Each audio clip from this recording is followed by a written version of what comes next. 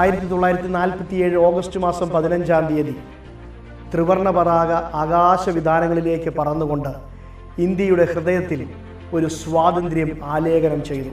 British അടിമത്തത്തിൽ നിന്ന് സ്വാതന്ത്ര്യം നേടിയ ഇന്ത്യൻ ജനത ദാരിദ്ര്യത്തോടും കൊടിയ പട്ടിണിയോടും തൊഴിലില്ലായ്മയോടും ഏറെ പൊരുതിയാണ് ഇന്ന് എത്തിച്ചേർന്നത്.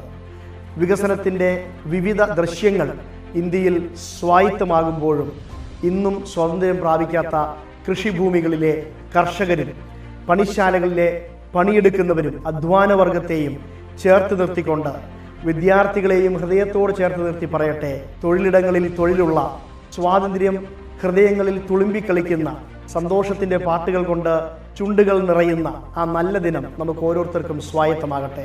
2024 ഹൃദയം നിറഞ്ഞ സ്വാതന്ത്ര്യ ദിനം എല്ലാവർക്കും ആശംസിക്കുന്നു. ഹാപ്പി